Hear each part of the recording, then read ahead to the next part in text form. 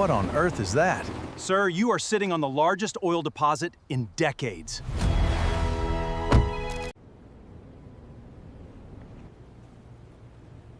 Sir, you are sitting on the largest oil deposit. I used to think greed had a smell. Then I learned it sounds like helicopters. The first rotor passed over my ranch just after sunrise, shaking loose a cloud of dust that drifted across the old cattle pens my grandfather built with his own hands nearly 60 years ago. The air carried the familiar scent of dry cedar, sun-baked earth, and rusted barbed wire. But underneath, it was something different that morning. Anticipation. I had inherited the place only 3 weeks earlier. Most people called it worthless. The fences leaned. The windmill squealed every time the breeze picked up. The barn roof sagged just enough to make strangers think it would collapse, even though it had survived more Texas storms than anyone could remember. Realtors laughed when they saw it. My cousins wanted to sell it before the probate paperwork was even dry. They all asked why I would waste my savings fixing land that everybody else had forgotten. My grandfather never answered that question while he was alive. Every time I asked why he refused generous offers from developers, he would simply smile, look toward the western ridge, and say, "If strangers suddenly fall in love with this ranch, don't sign a single piece of paper." At the time, I thought it was another one of his old ranch sayings. Standing there that morning with my boots crunching against loose gravel, I finally understood he hadn't been joking. 2 white pickup trucks rolled through the open gate, followed by a convoy of geological survey vehicles. Men wearing hard hats stepped out carrying maps, instruments, and cases filled with equipment I couldn't even name. One of them introduced himself politely, showed me county authorization, and explained they needed to verify a mineral survey that had been requested years before by an energy company. I watched them work for hours beneath the relentless Texas sun. Every measurement seemed to make them more excited. Every phone call brought another truck. Around noon, the lead engineer walked toward me with the biggest smile I'd seen in years. He extended his hand and said, "Mr. Carter, congratulations. Preliminary data indicates one of the largest untapped oil deposits discovered in this county in decades appears to sit directly beneath your property." For a few seconds, the world went completely quiet. Even the wind seemed to stop. I looked across the endless pasture where my grandfather taught me to ride horses, repair fences, and respect every inch of land that fed our family. Nothing looked different. The same weathered barn stood against the blue sky. The same creek shimmered beyond the oak trees. Yet somehow everything had changed. News travels faster than wildfire in small Texas communities. Before sunset, my phone had filled with calls from investors, attorneys, land brokers, and people who had never remembered my birthday until that day. By the following morning, a line of expensive SUVs stretched along the county road outside my gate. At exactly 9:12 a.m., another black SUV stopped in front of the ranch entrance. A woman wearing an immaculate cream-colored blazer stepped out, sunglasses reflecting the morning sun like polished glass. Victoria Holloway, president of the Willow Creek HOA, smiled as though we had been lifelong friends. Funny thing was, her association had spent years pretending my grandfather's ranch didn't even exist. Now she walked across my gravel driveway carrying a leather folder and enough confidence to make it seem like she already owned the place. She stopped a few feet away, glanced across the pasture, and said in the sweetest voice imaginable, "Mr. Carter, I believe we need to discuss the community's interest in your ranch before things become complicated." Victoria never offered a handshake. She offered paperwork. She opened the leather folder with the kind of confidence that only comes from someone who has spent years telling other people what they could and could not do with their own property. The fresh scent of expensive perfume drifted across the warm morning air as she slid several neatly printed pages onto the hood of my dusty pickup truck. "Nothing alarming," she said with a smile that never quite reached her eyes. "Just routine documents to help integrate your ranch into the long-term vision of Willow Creek." I looked down without touching the papers. There were colorful maps, proposed development sketches, community access routes, and something labeled Future Recreational Expansion Zone. My grandfather's grazing pasture had somehow become a luxury walking trail on their blueprint.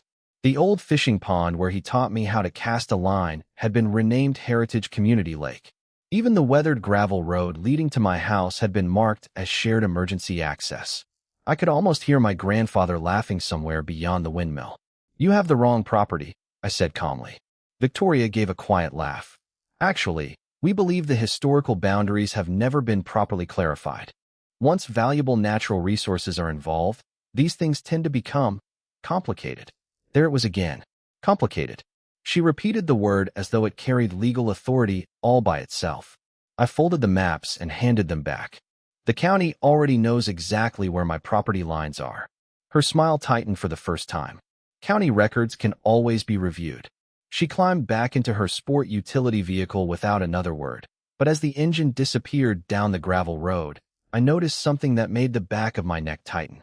3 different neighbors stood outside watching my ranch through binoculars. Until yesterday, nobody had paid attention to this forgotten stretch of land. Now it felt like every window in the county was pointed in my direction. The phone calls only became stranger after that. One developer offered me $20 million before asking how many acres I actually owned. Another promised that selling immediately would save me years of legal trouble. Someone claiming to represent an investment group left a voicemail saying they specialized in helping families avoid complicated ownership disputes. Funny thing was, I had not told anyone there was a dispute. By late afternoon, I drove into the small town for supplies. The hardware store smelled exactly as it had when I was 10 years old: fresh lumber, machine oil, and coffee brewing somewhere behind the counter. Mr. Lawson, who had known my grandfather longer than I had been alive, stopped stocking shelves when he saw me. He lowered his voice until it was barely above a whisper. "Ethan, you need to be careful." I asked him why. He glanced toward the front window before answering. "People are saying the Homeowners Association has been asking questions about your family for months. They knew something was coming before anybody else did." That sentence stayed with me all the way back to the ranch. For months. Not days. Not since the helicopters arrived. Months. As the sun dipped below the western ridge, I unlocked my grandfather's old house and listened to the familiar creak of the wooden floor beneath my boots. Dust floated through the orange light pouring across the living room exactly as I remembered from childhood. Everything inside remained untouched: his worn leather chair, the faded family photographs, the old cast-iron coffee pot resting beside the stove. If my grandfather had expected people to come after this ranch one day, then somewhere inside this quiet house, he had probably left behind more than memories. The next morning, I woke before sunrise to the slow creak of the old windmill and the smell of fresh coffee drifting through my grandfather's kitchen. For a few peaceful minutes, everything felt normal again. Then I stepped onto the front porch. Bright orange survey flags stretched across my pasture like someone had planted them overnight. Fresh tire tracks cut through the dew-soaked grass, leading straight toward the western ridge where the engineers had spent most of the previous day. I grabbed my hat and walked the property line, the dry grass brushing against my jeans while meadowlarks scattered into the pale morning sky. Halfway to the ridge, I stopped cold. A brand new sign stood beside one of my fence posts. "Future Willow Creek Community Nature Preserve. Authorized access only." I stared at it for several seconds before reading the smaller print at the bottom. "Installed by Willow Creek Homeowners Association Beautification Committee." My ranch was nearly 4 miles outside the official subdivision entrance. The association had never maintained a single foot of this land, yet somehow they had already printed signs claiming authority over it. Before I could finish taking photographs, another vehicle rolled slowly down the gravel road. It was a white pickup with magnetic decals showing the logo of a private surveying company. 2 men climbed out carrying measuring equipment. I asked who had hired them. One of them answered politely that they had been contracted by the Homeowners Association to verify proposed community boundary adjustments. Community boundary adjustments. The phrase sounded carefully rehearsed. I explained that they were standing on private property and asked whether they had written permission from the owner. The older surveyor looked genuinely uncomfortable. He checked his clipboard twice before admitting that the authorization had been signed by Victoria Holloway herself. I thanked both men for their honesty and calmly asked them to leave until the ownership documents could be verified. They packed their equipment without argument, but as they drove away, I noticed one of them shaking his head as though he already knew this would not be the last visit. It was barely noon when another surprise arrived. Certified mail. The envelope carried the Homeowners Association letterhead across the top. Inside was a formal notice stating that future access improvements, environmental preservation measures, and infrastructure planning might temporarily affect portions of my property. There was even a paragraph encouraging me to cooperate for the benefit of the greater community. I laughed out loud sitting alone at my grandfather's worn oak dining table. Yesterday, they wanted to discuss my land. Today, they were already writing as if decisions had been made without me. By afternoon, the pressure shifted again. 2 luxury sport utility vehicles parked outside my gate, while several well-dressed residents wandered along the fence taking photographs. Some pointed toward the barn. Others studied the hills through expensive binoculars. One woman asked whether the future clubhouse would overlook the creek. She looked surprised when I told her there would never be a clubhouse on my ranch. She frowned and quietly replied, "That is not what the Homeowners Association told us at last night's meeting." That sentence settled heavily in my mind. Victoria was no longer trying to convince me. She was convincing everyone else that my land already belonged to her plan. As the evening breeze carried the smell of cedar through the valley, I stood beside the weathered fence my grandfather had repaired countless times with his own hands. He used to tell me that fences never stopped dishonest people. They simply revealed who respected boundaries and who never intended to. Watching another unfamiliar drone hover briefly above my western pasture before disappearing into the fading sunset, I realized this had never been about oil alone. Someone had been preparing to take this ranch long before anyone announced what lay beneath it. By the end of the week, it felt as though invisible walls had closed around my ranch. Nobody blocked my driveway. Nobody chained my gate. Instead, they did something far more effective. They made every ordinary task feel complicated. The first sign came when the oil company's project manager called just after breakfast. His usually confident voice sounded unusually cautious. He explained that their legal department had received several letters questioning ownership, access rights, and future easements connected to my property. They were not canceling anything, he assured me, but until the concerns were resolved, all exploratory work would be placed on temporary hold. I thanked him for being honest, but the silence after the call felt heavier than the words themselves. The smell of fresh cut hay drifted across the pasture while I stared at the idle survey markers planted in the ground. 48 hours earlier, everyone wanted to move as fast as possible. Now nobody wanted to move at all. That afternoon, I drove to the county records office hoping to understand what had changed. The clerk recognized my last name immediately and disappeared into a back room before returning with an unusually thick folder. Across the top sat 3 recently filed public comments requesting additional review of historical access corridors surrounding my ranch. None of them challenged my ownership directly. Instead, they questioned roads, utility routes, environmental preservation, emergency access, and historical community use. Every document seemed harmless by itself. Together, they formed a maze that could delay almost anything. As I left the courthouse, I noticed Victoria speaking with 2 attorneys outside beneath the shade of an old live oak tree. She smiled warmly when she saw me, almost as though we were neighbors discussing the weather instead of opponents fighting over land. "These reviews protect everyone," she said pleasantly. "You cannot rush development when an entire community could be affected." I simply nodded and continued walking. My grandfather used to tell me that people often revealed more by talking than by listening. Victoria clearly wanted me frustrated enough to argue. I refused to give her that satisfaction. The following morning brought another surprise.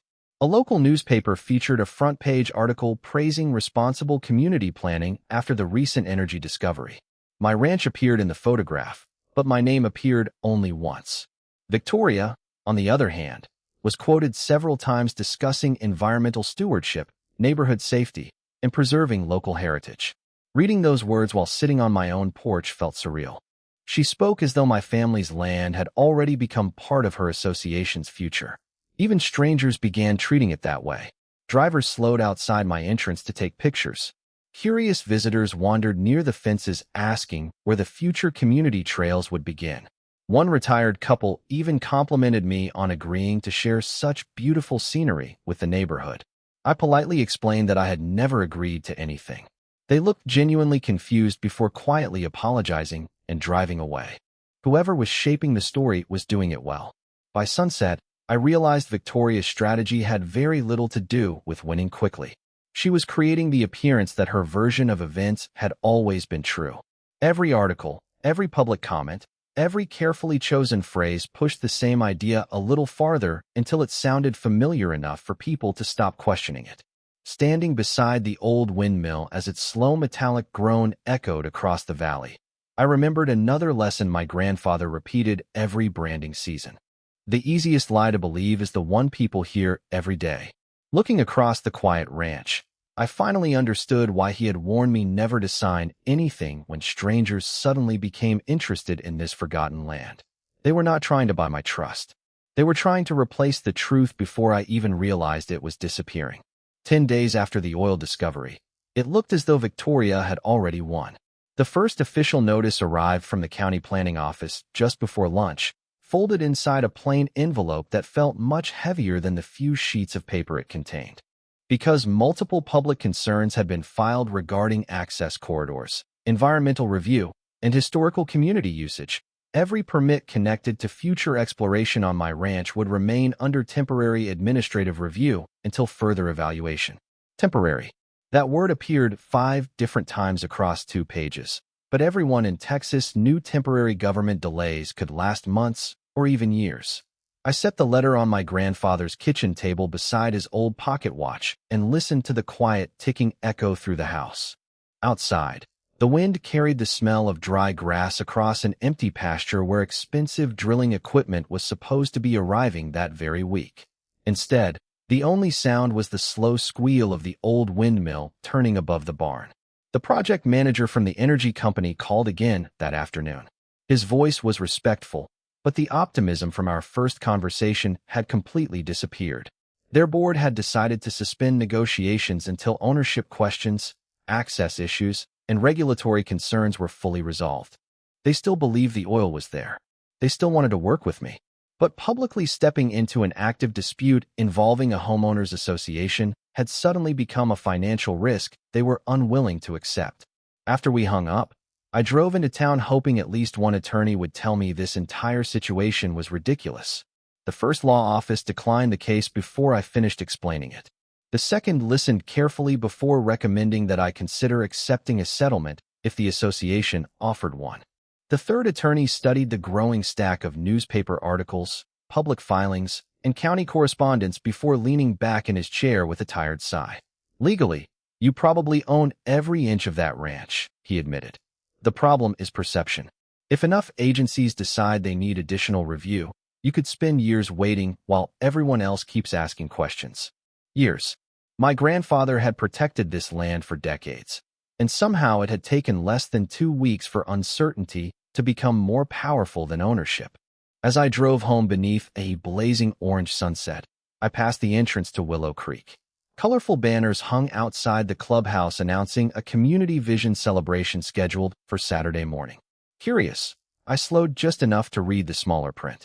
The featured presentation promised exciting updates regarding the future of the Western Expansion Corridor. The Western Expansion Corridor happened to be my ranch.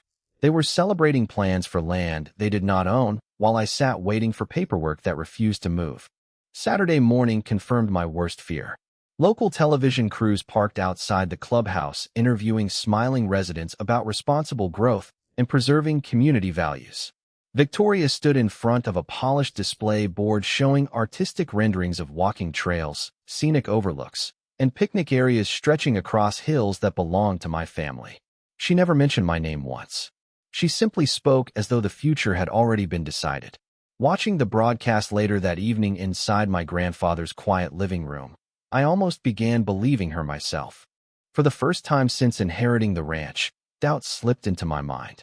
Maybe selling would be easier. Maybe fighting every rumor, every delay, and every carefully crafted headline would consume years of my life. I looked around the room searching for answers, and my eyes settled on the old oak bookshelf my grandfather had built by hand decades earlier. Dust covered every shelf except one narrow space near the bottom, where the wood looked strangely cleaner than everything around it, as though something important had been removed long ago, or perhaps hidden there for someone patient enough to notice. The cleaner strip of wood on that bookshelf refused to leave my mind. Early the next morning, while the smell of fresh coffee mixed with old cedar inside the quiet ranch house. I pulled every book from the shelf one by one. Ranching manuals, tax records, weather journals, a worn family Bible. Nothing looked unusual until I noticed 4 tiny brass screws hidden beneath decades of dust along the back panel. My grandfather had built almost every piece of furniture in this house himself, and he never wasted extra hardware without a reason.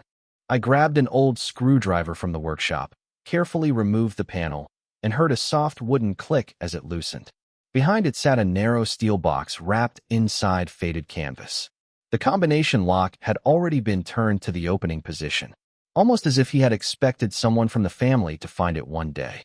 Inside rested a thick stack of neatly organized documents tied together with leather cord. The first page stopped me cold. Original mineral estate warranty deed, filed with the county in 1974. My grandfather had not only owned the surface of the ranch, he had legally separated and retained every mineral right beneath it decades earlier. I kept reading. Beneath that document lay professionally surveyed maps marked with handwritten notes in his familiar block lettering. Certain sections of the Western Ridge had been circled in red pencil beside a simple sentence. Potential reserve. Never divide ownership. Another folder contained recorded easements showing that every legal access road leading to the ranch crossed parcels controlled exclusively by our family trust. There was no community access corridor. There never had been. Every colorful map the homeowners association had shown residents depended on roads they had absolutely no legal right to use. Then I found something even more surprising. A sealed envelope with my name written across the front in my grandfather's unmistakable handwriting. The paper smelled faintly of old leather and machine oil after sitting untouched for years. My hands actually trembled as I unfolded the letter. Ethan, it began. If you are reading this, it means people finally discovered what I believed was down there. Do not let excitement make you careless. Valuable land attracts polite thieves before it attracts honest buyers. I read every line twice. He explained that several representatives connected to future neighborhood development had approached him many years earlier asking unusual questions about underground rights rather than cattle or farming. They seemed less interested in the ranch itself than in what might someday be found beneath it. That was why he quietly transferred every mineral interest into a protected family trust while keeping complete documentation hidden inside the house instead of a bank where curious people might search public records more easily. The final page included a business card secured with an old paper clip. Across the front was the name of Margaret Ellis, board-certified oil and gas attorney. On the back, my grandfather had written only 7 words. Call her before you trust anyone else. I looked at the clock. It was barely 8:30 in the morning. Margaret answered on the second ring.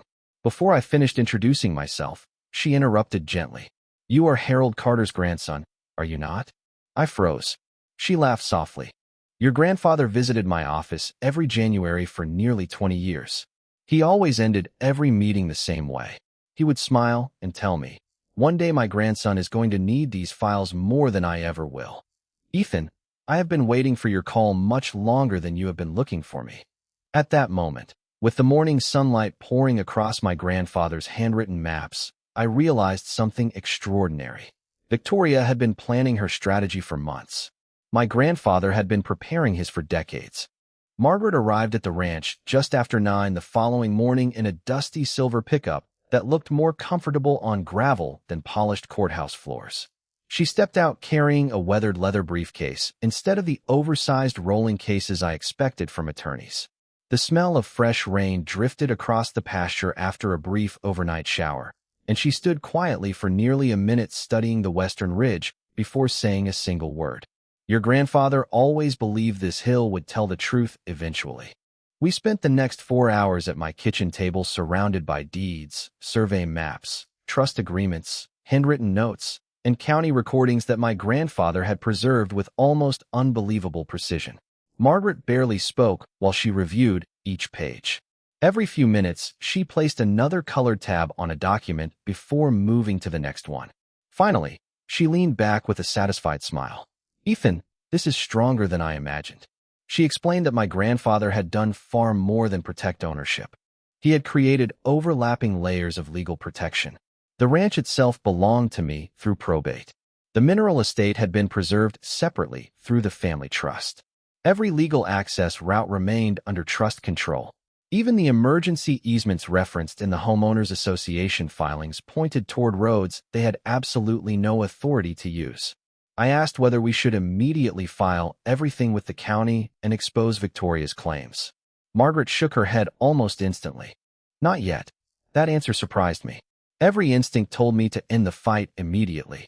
Instead, Margaret slid one of my grandfather's handwritten notes across the table. In the margin, he had written a simple sentence. Never interrupt someone while they are making a mistake you can document. Margaret smiled when she saw me reading it. Your grandfather understood something many lawyers forget.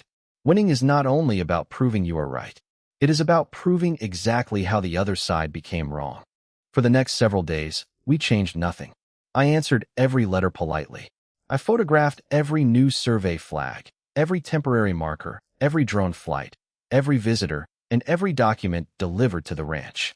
Margaret instructed me to preserve everything without confrontation.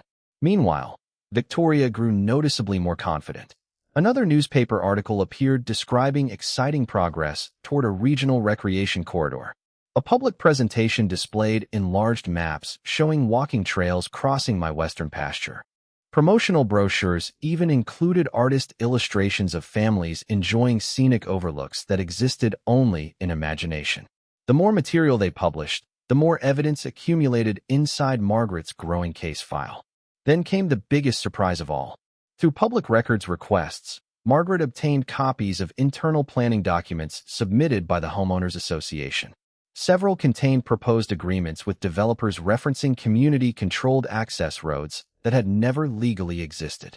Others estimated future revenue from recreational facilities planned entirely on land they did not own. Every signature, every filing, every presentation quietly strengthened our position. Victoria believed she was building momentum.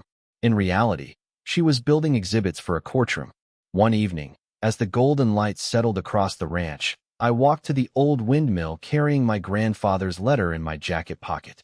The familiar metallic groan echoed softly across the pasture while cattle grazed beyond the creek exactly as they had when I was a boy. For the first time since inheriting the ranch, I no longer felt surrounded. I felt prepared.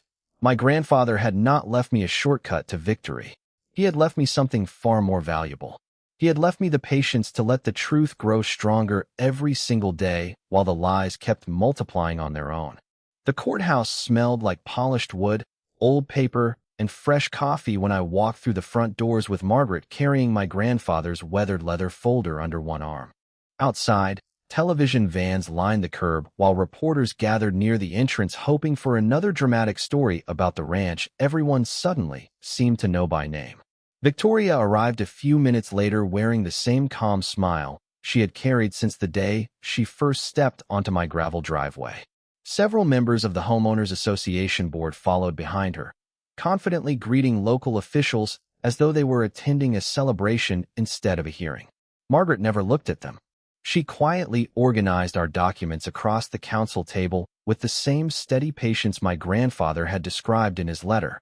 When the proceedings began, the judge invited both sides to summarize their positions before reviewing the evidence. Victoria's attorney spoke first. He described future community planning, historical access expectations, environmental stewardship, and long-standing neighborhood reliance upon Western expansion opportunities. Listening from across the room, I realized something important. Nearly every argument depended on assumptions instead of ownership. When Margaret finally stood, the entire courtroom became noticeably quieter. She did not raise her voice. She simply placed the original recorded mineral deed onto the evidence table, followed by the family trust agreement, the certified surveys, the recorded easements, and decades of county filings bearing official recording stamps. One by one, every document established the same simple fact. My family had continuously owned not only the ranch itself, but every mineral interest beneath it, and every lawful access route surrounding it. The judge carefully compared the certified surveys against the colorful planning maps submitted by the Homeowners Association. The differences were impossible to ignore. Community trails crossed private trust property. Proposed access roads did not legally exist. Recreational facilities depended entirely upon easements that had never been granted. Then Margaret introduced the final collection of evidence: newspaper interviews, public presentations, promotional brochures, internal planning documents obtained through public records requests. Each contained statements describing future development across land the association did not own. Every exhibit strengthened the same conclusion: the misunderstanding had not been accidental. It had been repeated publicly often enough that many people simply accepted it as fact. Victoria's expression changed for the first time that morning. The confidence that had followed her into the courtroom quietly disappeared. After reviewing the complete record, the judge spoke with measured clarity. The ownership of the ranch, the mineral estate, and the associated access rights was fully supported by recorded documents stretching back decades. The temporary uncertainty that had delayed development did not change legal title. Any plans, representations, or proposed developments involving the property required the owner's authorization, which had never been given. The court ordered the county reviews resolved in accordance with the verified ownership records, confirmed the validity of the family trust, and recognized the recorded access rights exactly as my grandfather had preserved them. As the hearing concluded, the energy company's legal representatives approached Margaret in the hallway and requested a meeting to resume discussions immediately. Reporters who had arrived expecting controversy instead surrounded the courthouse steps, asking how a forgotten ranch had remained so thoroughly protected for so many years. I stepped outside into the warm Texas sunlight, breathing in the familiar scent of cedar carried on the afternoon breeze. Across the parking lot, Victoria quietly gathered her papers without saying a word. Months of carefully constructed assumptions had unraveled because of documents prepared decades before anyone imagined oil would ever be found beneath that quiet stretch of land. Standing there beneath the wide blue sky, I finally understood why my grandfather had never worried about the loudest voices. He trusted records more than rumors, patience more than panic, and truth more than timing. 3 months later, the first drilling rig finally appeared beyond the western ridge, just as the morning sun painted the pasture in shades of gold my grandfather would have appreciated. The steady hum of diesel engines blended with the familiar squeak of the old windmill, creating a sound that somehow felt both completely new and deeply familiar. Nothing about the ranch had lost its character. The weathered barn still stood exactly where it always had.